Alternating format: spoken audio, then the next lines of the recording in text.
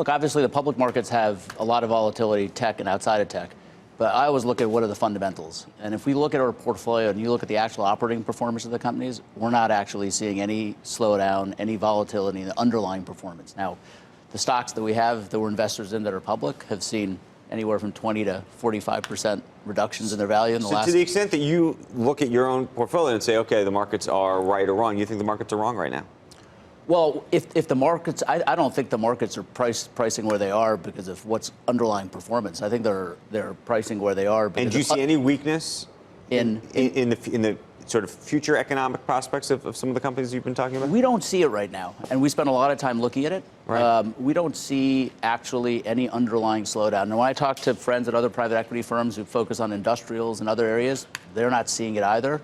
Other than a couple of maybe things in oil or where there's a very clear impact on the commodity price. What about just issues like housing? I mean, the economic numbers we watch, things like housing, auto loans, any of those issues that are interest rate sensitive have shown some weakness recently. Absolutely, and we look at that, and if you go back to 2008 and you go back to prior economic, we started to see things in the underlying performance of the companies. Deals start slowing down. The consumer companies, you start seeing growth slow down. Right now, we're not seeing What's that. your expectation in terms of exits in tech land? Because that could have a huge impact. Obviously, Uber and Lyft are at least and on Pinterest probably on the tarmac to get off. The question is, do they actually make it into the air? Look, I think the question is going to be, as it relates to companies with scale, like Uber, what's happened in the tech market is companies are waiting a lot longer to get public, and they're getting to a lot larger scale before they go.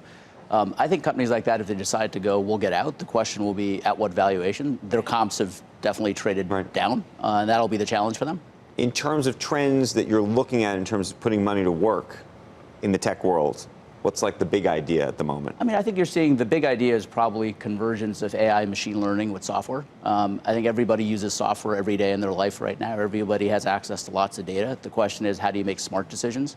And what AI and machine learning have shown, if you get the right algorithms, you train them over time, their decision-making can be relatively comparable to a human being. To the extent that people talk about data as being the new oil, in that for AI to work, you actually need huge amounts of data to process effectively. Can the kid in the garage, right, with this, whatever this fabulous new idea, does he ever or she ever really have a chance of competing against the big guys who have the data, who have that oil? You need the data to make it work. But has that changed the competitive dynamic with which startups and new innovation technology can emerge? I'd go to a slightly higher level. It definitely has changed the competitive dynamic as it relates to countries. I mean, China, we value our privacy, which is why there's a lot of noise around Facebook right now. Other countries don't necessarily have the same views as it relates to privacy. So Kai-Fu Lee just wrote an interesting book, on this topic. But if you look at kind of what's happening in China right now, they're racing ahead on AI. Part of the reason is because their access to oil, in this case data, is in a different place than ours.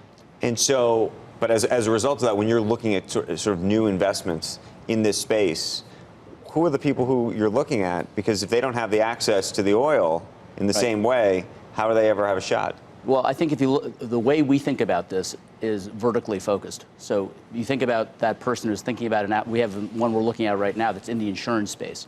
The data, the oil, is actually being provided by the clients. So the clients are basically saying, we want to make better decisions on our unsafe claims. We're going to provide you the data.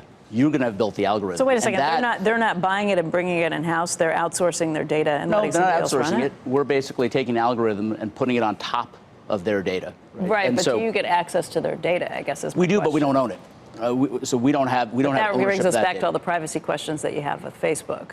Are there different application? Facebook is basically allowing other companies to have access to the data that I offer them. In this case, we're not giving that. The one last thing I'll say on that topic is, if I'm an insurance company, if I can learn, if I can get better by looking at other data, but I don't ever have access to a competitor's data, there are companies who are okay with that because the algorithm is in effect getting smarter.